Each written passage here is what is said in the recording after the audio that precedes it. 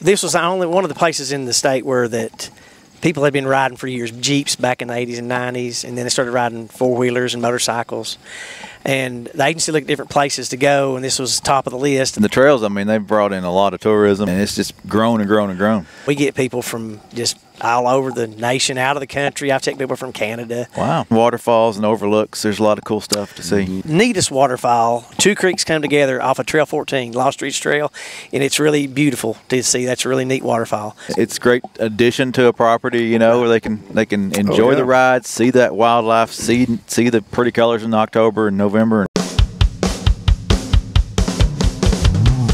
The award-winning Tennessee WildCast is on the air with the latest on hunting, fishing, boating, wildlife watching, and all things outdoors. Make welcome your host, drummer and outdoor expert novice, Jason Harmon. Hello, everybody, and welcome back to this edition of Tennessee WildCast. We are once again at the Hatfield Knob in East Tennessee at the Elk Tower, bringing you a few shows from here this week. And, man, we're excited to be here. Matt Cameron's helping me co-host again, but we got Rusty Dunn, the OHV Manager here on North Cumberland, and Dustin Burke, the OHV Sargent, and they're going to be updating us on what's going on around here as far as riding goes and the fun that you can have riding ATVs, UTVs, dirt bikes, things like that are done out here. But we're going to first get to know these guys, and I'm sorry, Rusty, I'm going to jump over you. I'm going to start with Dustin because he's kind of famous now. Yeah.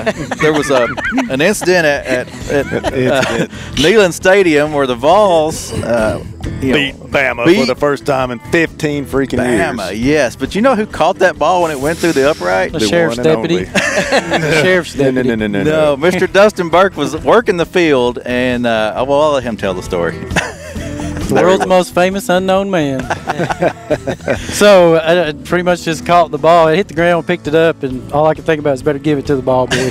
So for anybody asks, why didn't you keep the ball? Because they like their balls, okay? So I handed it over. Yeah. I think they've got a number on them. You probably should give that back. But, yeah, yes. I thought that was cool. I saw the guy, and I thought, well, that's a state trooper, or that's a sheriff, that's, man, one fact was one of our guys, because I know you guys, y'all work Vol Navy, you make sure they're safe out there on the water, but then they allow some of our guys to come in and work security on the field, and that's awesome, though. I mean, you got to see that game. Oh, it was the best game ever. Yeah, and be in that atmosphere. Tell us how that was. I mean, just that atmosphere. Well, you don't really understand it. I've been in the stadium, in the stands, and 100,000 people screaming is nothing like it is when you're on that field. I think it was 124 decibels or something. They set a record that night. Wow. It was loud. You couldn't hear yourself think. So you see why Alabama got so many penalties. I mean, I don't even know how they snapped the ball. Couldn't hear the snap count. Yeah. No way. Hey, let me throw this out there too. You got to take a young man to a football game earlier this year that you befriended and that we've had a lot of dealings with. So talk about that real quick. There's a young man in Scott County. He's been battling cancer for the last 4 or 5 years. It's a rare form of cancer that affects his leg or bones, but it affected his leg, his left leg, from about the knee up to the knee or to his ankle is a metal rod. And he fought it off the first time and did good for I think 2 years, and then it came back in his lungs, and he's fought it off again. His last chemo treatment was right before football season started. We got together and got this young man a rifle and some other good stuff, and another generous man donated 2 tickets to any football game he wanted to go to. And wow. He picked the first game and the Florida game. He couldn't have picked 2 better games. Dang right. So he got to experience that. We'll give a shout out. Mike Sather was the man that donated the football tickets and a bunch of fish and tackle, and then who was the man that helped pay for his lifetime license? Scott Terry. And I forgot about that. We got him lifetime license. Yeah, they showered that kid with some awesome stuff that day. Oh yeah, he eats, sleeps, and breathes game warden stuff. As soon as we got to the game, the first game, he wanted to go straight to those boats. Is that right? Yeah. Can I see their boats? Yeah, dude. He will be one of us one of these days. He will. That's his dream. I believe that. Yeah. That's his dream. So yeah, it was great, and he's excited. He texted me literally 20 minutes ago. Wow. I want to know if muzzleloader season opens in a few weeks and this stuff. So yeah. Let me throw this out there too. We had it figured up to get him his lifetime license for a while before we could actually give it to him, and he wanted to go hunting. So talk about that real quick. I told him to go ahead. Yeah. So we'd already talked about it. His license had been bought, and we'd already paid for it. But his family, they live way back up in the back country of Scott County, so they have a whole lot. So he calls me. He goes, "Man, I want to go deer hunting." He said, "It was deer hunting." He said, "I want to go turkey hunting." Was it turkey? It was the spring. It's been turkey season. So he wanted to go turkey hunting, and I said, "Dude," and I'm thinking, "Oh, we've already bought it, but we can't tell him." So I'd already talked to his father. He knew. They kept it quiet. I said, "Man, just go do it." He said, "What?" I said, "Just go do it." I said, I know a few guys. You'll be fine." He said, "Are you serious?" I said, "Just go do it." I said, "Let me know if you kill anything. We'll fix it up." I said, "We'll make it work." And this kid was freaking out. So we had to eventually tell him what was going on. But that's awesome. He was all about it. He's like, "I'm fixing to be an outlaw." I was like, like you're setting him up. Yeah, but you know what was funny? He goes, "What they don't know don't hurt." And I thought, oh, my God. We might have made a mistake here. Takes one to know one. That's right. Yeah. Well, I appreciate it. That's awesome to hear those stories of you guys doing that kind of work and helping folks in need, and that's awesome, partnering with other people, and that's just 100%. That's awesome. Well, while you were talking, an elk ran across the field. So I saw that. this is why we come to the elk tower to see these elk, and like we've talked on previous shows and future shows, this is a good place to come at this time of day. What is it, like 5:30 I think, and later in the day and early in the morning, it's the time you're going to see these elk. And if you can't see them in person, check out the elk cam on our website, tnwildlife.org. Rusty, tell us a little bit about yourself. You've been working up here a long time, haven't you? I've been here a while. I started with agency back in '93 as a contract creel clerk, and then I hired on full-time in the fisheries department, Region 4 reservoirs, and worked there until 2002, and I became a wildlife officer for Anderson County. And then I saw the opportunity to do something that nobody really ever done with our agency up here, and I've been here ever since 2005 for 17 years. So yeah, 17 years running the ATVs and OHVs, and I get them mixed up sometimes. They call them OHVs. They call them everything. Yeah. Well, there's quads, side by sides. There's just everything. It's different names. He's the brain trust behind the old program. I don't know about that. Doing a lot of good work. Well. Yeah, doing a lot of good work up here. I didn't realize you were in fisheries before this. That's pretty cool. Yeah, sure enough. I'm gonna say it again. A lot of our guys have jack of all trades. They do a little bit of everything. They can fix things. They can make things happen. They know their biology. They know their technical side of things. So that's awesome. Talk about some of those guys up here that like Fred Jordan's. He still working for us? Yes, he's still. He and Jamie Miller came on with me. They came in 2006. 2005, I was a Lone Ranger, and just starting to getting equipment and things. And since 2006, they've been with me throughout the whole time. They've not left in the state. And he's actually 83. Is he runs really? A dozer every Wow, day. man, he's a tough dude. It's amazing. He is a tough dude. He's amazing. He's stout too. He is. Yeah. I wouldn't tangle with him. Keeps moving. Yes, it's good. And Jamie's like a wonderful person, been with me the whole time too. Yes. And now I have Ray Bostic in the crew. Ray's a good one. He's good one. He's been up here with us for several years, and he's doing a great job in the program. But Is Jamie's name actually Jamie or Jimmy? Jimmy Miller is what his name is in. But he goes in by the system. Jamie. Jamie. Okay, because for the longest time I thought I've been calling this guy the wrong name my whole career. He's like, no, everybody calls me. Jimmy's what he is in the computer. Okay. But Jamie is what he uses. On paper. Yeah, on paper. Good people, man. Yeah. Well, we're here to talk about the OHV program and being safe out there and riding and things like that. So let's kick it off with history real quick. Kind of how these trails got created and how they became what they are today, and then we'll jump into some of that trail maintenance where, like, what those guys we talked about, Fred and all them other guys, are doing to make sure that stuff's working well. But first, Rusty, you know more about anybody here. What's the history behind this? Well, this was only one of the places in the state where that people had been riding for years, Jeeps back in the 80s and 90s, and then they started riding four-wheelers and motorcycles.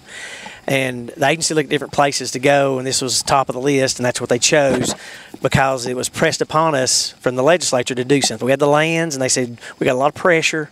And I think it was Governor Sundquist around 2000 in the late 90s. It just was wanting to do something to bring it out for folks in the communities to be able to place to ride. Well, and the ride was going on before we acquired the property. It was going on before we acquired the property, and it's been going on, and the local folks were, pressed upon the agency to continue all uses here, and that's what was some of our agency lands are bought with different things in mind and by different monies, and this is funded through wetlands, and it was allowed multiple use ever since the opening.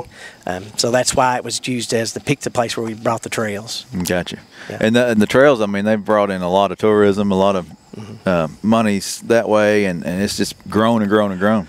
Yeah, it has, and it really, in the beginning, it was slow because we really hadn't done any advertising really over the time. And then some folks from the Outdoor Channel came here in the early 2000s, and it blew up after that. Started getting more and more popular, and we get people from just all over the nation, out of the country. I've checked people from Canada. Wow. Yeah, different places. They come here from long ways off to ride. Yeah. Well, growing up, I mean, I came across the property before I, worked with the agency and came up here and rode some, and it was fun, and had a friend of mine knew a guy who lived up here and knew the trails well and got some good riding. You got a lot of locals who have grown up here and done it all their life. Yeah. And that's what's changed. When it first started, it was all locals. It was mostly local riders and then local hunters. And now it's a lot more non-residents just coming recreating for the riding part of it. It's been a huge shift due to the notoriety through the internet, basically. Yeah. Well, today we wanted to cover the safety side of things and some of the LE side of things. Can we jump to Dustin on this and tell people, if they want to come up here and ride, what kind of licenses they're going to need to access the property and to do it legally, and then we'll get into some of the safety side of stuff. Well, there's a bunch of avenues you can take, and Rusty's was really good. He made a little card that we started off with, and we've kind of explored that. But the two main ones you get is a hunt fish combo and then a WMA permit. That covers most of it or all of it, but then the other people will buy a high impact permit. So that's the two main ways. But when you start getting into out of state license, it kind of is the same way. You buy a hunt fish combo and then a WMA permit, or a hunt license and a WMA permit. Yeah. Okay. So those guys who like to hunt, they're pretty well ready to go. I mean, they've got the license that they need to access the property and all that. And you're allowed to use ATVs for hunting on the property. And some places, some RWMAs, you don't have that luxury, but it's it's different than anywhere else in the whole state. As long as they don't go around the gate, that's the main thing. Stay on the trails that are open, marked or not marked, closer vehicles. Okay. So that gets you a ticket. Exactly. Dustin's not afraid to ride one. No. Do you know how many miles of trails roughly that the area has? Area-wide, there are historically 700 or 800 miles, roughly, of trails and roads on the property. Where we're trying to draw the people to is what we're using federal monies to maintain the trails, and we have 105 miles here in the Sunquist unit, and we have 80 miles in the New River unit, and we have I just got a grant through this year for 40 more miles, which will complete the New River unit, be 100 in each roughly, and then a connector trail to connect. So new trails, that many miles of new trails will be created. Yeah, they're actually trails that exist. We don't make new trails here. Like y'all were saying, there's part of the recreational trails program is how we're funding this. It's a federal program that takes a small portion of the gas tax and allocates it to kind of like a trout hatchery put and take. OHV, pulling your OHVs, riding your OHVs to give it back to them and put it into trails. Got fuel tax. Yeah. So there's a big pot of money nationwide, and we put federal grants to go find a trail. We can't make new trails. We use existing trails. Yeah. And we say, hey, we want to fix this trail. I have to jump all through the environmental hoops and all those kind of things to get the funding through. And that's how we've been funding it, actually, through all these years. But for a bunch of people, it's going to be new trails for them. It'll be new trail. Yes. It'll be signed. It'll be maintained. Like I say, it's challenging with all the new riders, and our crew has not expanded over the years. And if we have a rainy year and 7,000 or 8,000 riders over a few months of time, it's definitely a challenge. Yeah. But we definitely go in and maintain them. The ones that I'm talking about, the 105 miles here and the 80 miles there, we'll see a dozer sometime throughout the year, sometimes multiple times throughout the year. So if you see a bad spot, call our office there at the North Cumberland, my office. It's on the maps and on the internet, and we'll be glad to go try to fix it if it's something we don't know about.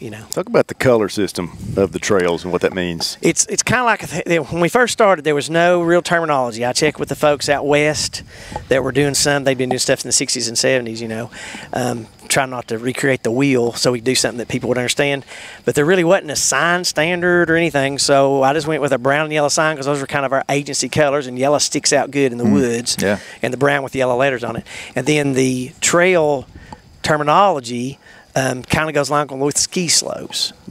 Easy, more difficult, and most difficult. Easier green, more difficult is blue, and most difficult is black, which is more technical. We have only 2 trails over here that are black. The rest of them are.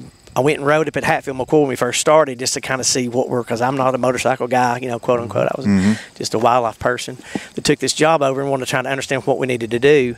And kind of saw how they did it and kind of their terminology to kind of go along with that. And basically it's green, blue, and black. Now there's a black and white map that's just easy, more difficult, and most difficult. It's not a color system on the map, but she has them hashed or clear or black and shows on the map it tells on our giveaway map.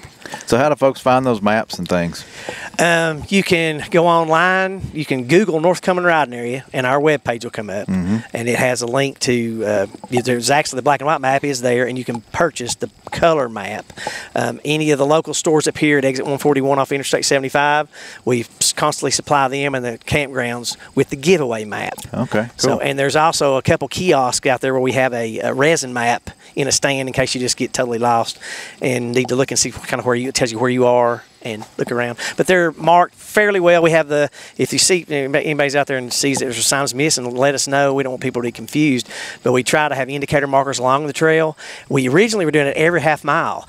And then, of course, with all the traffic, we have to move the trail back around a little bit, back and forth some. And then over time, sometimes they pull them, we go back and replace them. So they might not be every half mile, but definitely along the trail there'll be confidence markers. And at every trail junction there should be, if there's not, let me know, a trailhead marker that lets you know what it's got a name and a number. So if they pull the sign and pull the name, the number's still there, and that'll match with the confidence markers along the trail. Because there's a lot of other things. There was mining. Now there's not a lot of mining, but logging operations and other activities with the wildlife folks. So sometimes cut a new road in off the trail or something, and that way, if you're confused, just drive a little farther on the main trail you run. You'll eventually run into a sign. Gotcha. And I may be wrong, but we're working on better maps, are we not? Hopefully, eventually, we'll have a digital map, digital download. That's in the future. Wow. Hopefully. Nice. And Tracy, actually, one of our girls in GIS, actually had ours on the website. I'll try to get back on there. On our website, when the WMA map system for hunting, and you could actually, the blue dot would be on there when you were on our trail system was in that system. And somehow it got pulled out one of their updates or something. It wasn't there. Gotcha. So, and I'll have to mention it to her to put it back. But that way, it's sort of what we're going to look for in the future. Some type of digital. People like the paper maps. I mean, we were printing 20,000 a year, and we were running out. So now they're printing 25,000 a year. They like to have that in their hand. Sure. Yeah. And they're sitting there. They come, and there's still a lot of tablets. They do these tablets now. But a lot of those maps, some of the issues we get into with, and what's happened over time is these other companies have went out and just tracked all these trails, and they put them on that map. Well, there's no maintenance. Me and my crew, me and 3 other guys, are maintaining these 180 miles of trails. But there's all these other trails people are riding because of that digital map. Oh, it's creating problems. So, and that's what we're going to have to make some adjustments in the future and hopefully work it out where that people are where they're supposed to be, and that we can have maintenance on there. Because if you don't have maintenance, it becomes an environmental problem. Well, and you touched on it a little bit, but your number of folks versus the trail maintenance and the time and all that. Just cover that a little bit more. What are you guys doing on these trails? You're diverting water. You're maybe bringing in rocks. The main thing is using a dozer, a track type dozer, to go along and just put in rolling water structures along to get the water off the trail. And because these trails existed, we didn't create them. And even we have sometimes had to move a trail around and put it at a different, lay it in as it should be as a contractor would. And with all the traffic we have, this rain we have, it'll last a little longer. But generally, you just got to get the water off the trails. And then we put rock on the creeks. We do the sign work. We try to do some clearing along the trails for safety, too, with sidearm mowers and some chemical applications, which I don't like to use as much, but we do it some. And to clear the sides of the trail so you can see for safety's sake along the main trails. Well, and you got people coming, around corners, flying sometimes. Very dangerous. I don't know what the speed limits are. 25 miles an hour on these trails. Some most of these modern machines have speedometers on them. They'll go 70 or 90, 100. Some of the new ones with 250 horsepower. I think the new Can-Am's got 210 horsepower or something like that. The new Polaris has 250, I think. One of the 250, the race ready one. Race ready one. Wow. Not needed here for the desert. When I worked in the old area, would be old area 41, 41 with you way back when, y'all got the first like a Razor that I can remember, and it wasn't much wider than a standard four-wheeler then. Yeah. The little Razor. They were tippy. Yeah. Now they're huge. Yeah. I mean, they have tripled in size. It's like a Jeep. Yeah. They're around 1,700 pounds. So they do wear more on the trails. They're not quite like a full-size vehicle, but one thing that there were some studies done by the Forest Service years ago that were talking about tire types and user, and it's not so much, a lot of people use aggressive tires to get through bad spots, and that's fine. But if you use the four-wheel drive and don't stick it to the floor going up a hill, it'll really help us out in the future. Okay, that's good tips, yeah. Yeah, it's like, it was more user than the tire. Some of these tires are like tractor tires, and if you really gouge one of those with a 100, 150 horsepower, it'll really dig some dirt. It trenches is what it does, especially if we have rain.